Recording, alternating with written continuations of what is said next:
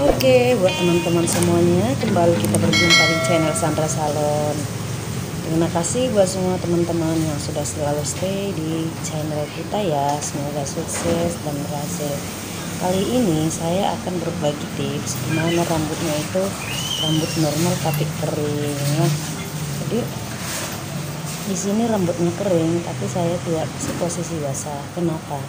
Saya mau coba lihatkan sama teman-teman semuanya, jika rambut itu kita kasih posisi kering, rambut yang normal tapi rambutnya kering gitu, maksudnya kering dalam hal agak kusut-kusut gitu. Jadi hasilnya sih bagus, cuman buat saya itu kurang bagus gitu ya.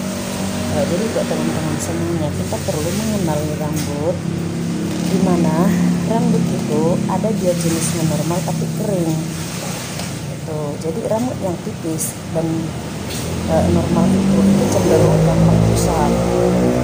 Jadi buat teman-teman semuanya yang mungkin bingung, kenapa ya kak ujung-ujungnya itu kering kalau habis pencatokan? Ya salahnya di situ. Kadang kalau kita lihat rambut kering, kita udah kasih obatnya itu posisi kering, dia pas dipencatokan dia akan seperti rambut yang lebih keriting-keriting halus begitu. Jadi buat teman-teman, pengolesan obatnya itu sama, yang penting merata, jangan menumpuk. Usahakan jangan banyak sisir ya, kalau dia kebanyakan sisir dia malah berbulu. Jadi buat teman-teman semuanya di sini ya, saya berbagi tips ini supaya saya memperkenalkan rambut yang dimana normal tapi rambutnya itu kering. Maksudnya begini loh, ini rambut bagian ujung dia semakin ke ujung dia semakin tipis, semakin ke ujung dia semakin tipis. Itu kalau di bagian keseringan, di bagian pencatokan itu dia malah lebih kering bagian ujung sekalipun dia rambut normal. Jadi buat teman-teman yang udah sering ketemu sama rambut normal tapi begitu dicatok rambutnya kok malah keriting-keriting, semakin dicatok semakin keriting. Jadi buat teman-teman semuanya, ini proses pengerjaannya ini saya kasih tahu ya. Kalau di pengobatan kita sudah paham, pengolesan obat kita sudah paham triknya, pasti di pencatokan juga kita sudah paham ya. Buat teman-teman semuanya, banyak yang bertanya, kenapa kak, obatnya apa ya? Saya bukan gak mau berbagi obat. Kenapa? Karena kalau contohnya hasil kerja kita itu kurang bagus, kurang maksimal, itu salahnya bukan di obat, itu ada di tangan kita. Kenapa saya berani ngomong seperti itu? Sama halnya seperti kalau kita masak, kalau sayur kita gosong, kalau ikan kita gosong, gak mungkin dong sayurnya yang salah, pastinya kita dong, ya kan? Nah jadi buat teman-teman semuanya, pengolesan obat bagian atas itu kalau bisa diangkat ya, diangkat tegap ke atas supaya tidak kena di kepala dan supaya tidak menumpuk, itu sangat bagus. Jadi nggak usah terlalu jaga kali, nanti pangkalnya kena gitu ya. Jadi kalau bagian atas itu usahakan dia penarikan rambutnya itu tegap. Kalau kita posisinya itu pengambilan rambutnya udah benar, nanti bagian di pencatokan kita pasti gampang deh. Oke, jadi buat teman-teman, ini saya kerjakan ini pengolesan obat selama pengolesan obat. Saya tidak menunggu beberapa menit untuk di semutin 2 jari. Saya langsung semutin 2 jari. Begitu selesai pengolesan obat aplikasi, saya langsung semutin 2 jari. Yaitu saya diamkan selama 30 menit gitu ya. Jadi buat teman-teman semuanya, perlu kita ketahui rambut yang ujungnya itu sedikit itu sangat sensitif ya, sangat sensitif. Jadi pencatokan bagian belakang itu usahakan dia rambutnya itu diangkat ke atas tegak ya. Jadi posisi catoknya juga tegak, itu nggak bakalan sakit, nggak bakalan panas, benar ya. Saya sudah ini lakukan ini beberapa kali gitu ya. Jadi orang-orang pada nyaman gitu, mereka pada nyaman, nggak sakit, nggak tarik-tarik gitu ya. Jadi buat teman-teman, ini posisi rambut cuang seperti ini, ujungnya itu sedikit, itu tidak bisa dicatok berulang-ulang, maksudnya digesek-gesek gitu, karena rambut ujungnya itu kering. Jadi dia harus pelan aja ke bawah sekali, tapi pelan gitu. Usahakan catok itu searah gitu, supaya dia tidak berbulu, dari pangkalnya itu tidak kayak gosong gitu ya. Jadi buat teman-teman semuanya, di sini saya berbagi apa yang saya dapat. Jadi ini murni semua pengalaman saya ketika saya bekerja, dan yang saya kerjakan itu adalah murni pelanggan. Makanya saya berani berbagi. Ini sisir catok yang saya gunakan ini fungsinya untuk memperkencang rambut, tarikan rambut. Jadi catoknya itu saya tidak terlalu kuat untuk menekan, dan tidak terlalu saya tarik kuat. Jadi saya hanya itu catoknya itu dijalanin pelan aja ke bawah, sisirnya itu yang menarik kencang rambut. Jadi buat teman-teman, saya anjurin deh, kalau yang mau sisir catok kayak begini, usahakanlah dibeli gitu ya, supaya hasil kerja kita bagus. Karena kalau saya sendiri ya, kalau nggak pakai sisir catok, kadang rambut itu nggak semuanya matang. Iya bener, nggak semuanya matang, karena kalau sisir tulang dia ini agak kendor-kendor gitu, longgar dia. Tapi kalau udah sisir catok, tidak pasti kencang gitu. Jadi dia nggak ada nanti sebagian dia itu nggak matang, sebagian dia itu gimana gitu, kering gitu ya. Jadi kalau ada yang bilang aku nggak paham loh makainya, boleh saya ajarin. Ini gampang banget kok, gampang banget.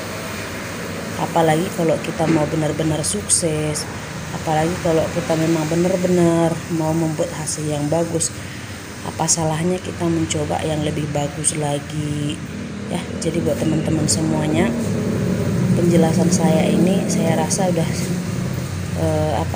benar-benar lengkap gitu ya. Jadi pencatokannya ke bawah itu pelan aja turun ya, pelan turun ke bawah. Nah, jadi dia kencang gitu ya. Jadi ketika pencucian nanti step 2, dia udah lurus gitu, dia nggak ada yang nggak ada yang namanya ngembang, nggak ada namanya masih ada brendel-brendelnya gitu, kayak pasir-pasir gitu pokoknya. Tapi satu hal ya buat teman-teman, bagian ujung rambutnya itu dia sepertinya agak kering. Jadi kalau ada contohnya pelanggan teman-teman yang mau rambutnya dipotong, boleh dipotong kalau kelihatan rambutnya itu enggak rapi. Jadi biasanya kalau rambut keriting itu susah kita untuk menganalisa. Maksudnya udah keriting terus tipis, udah itu kering lagi. Nah, di sini kita kalau nggak hati-hati, hasilnya itu bisa benar-benar ya nggak seperti yang dia minta gitu. Tapi intinya kita harus pahami, kita harus hati-hati dalam mengerjakan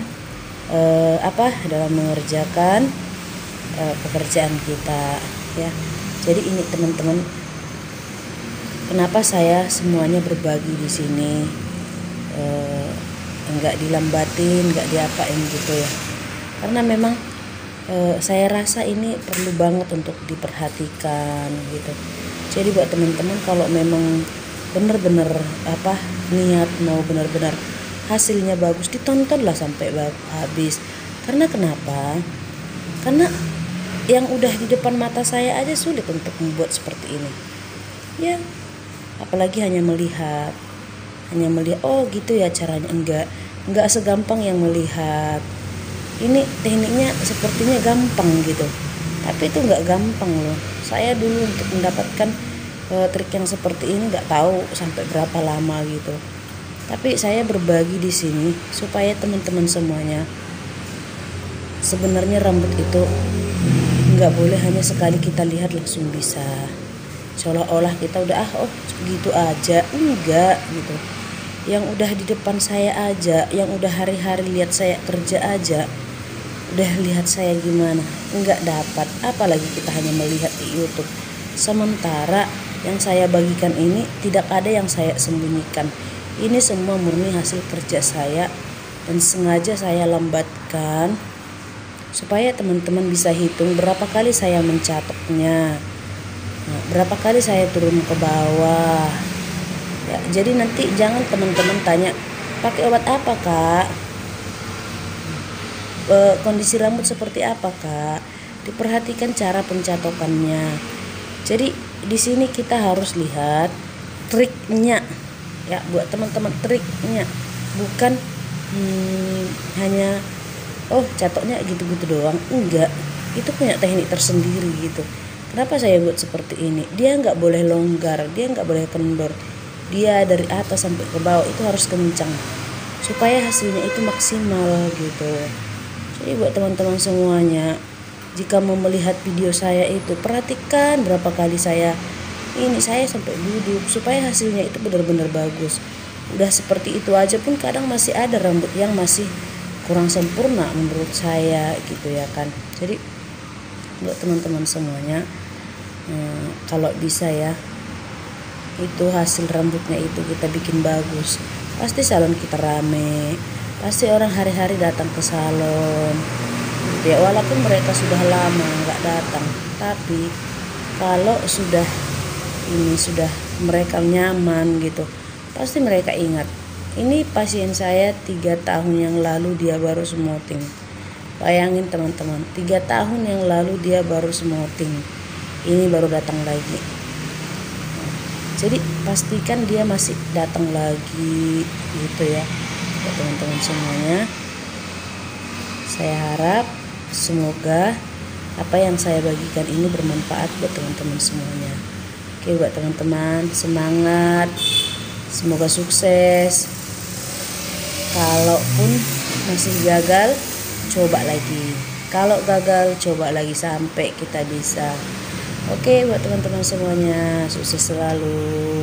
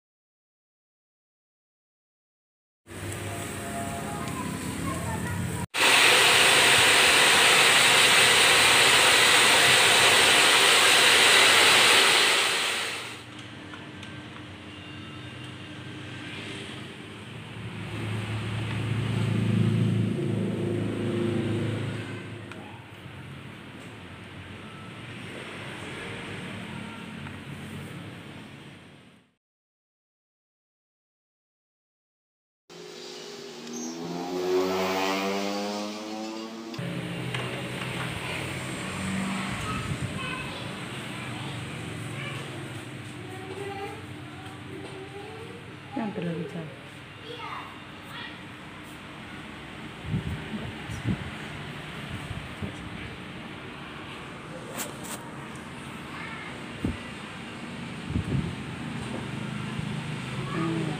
Pas dia dikilak-kilaknya itu, ini kan diikutin dia.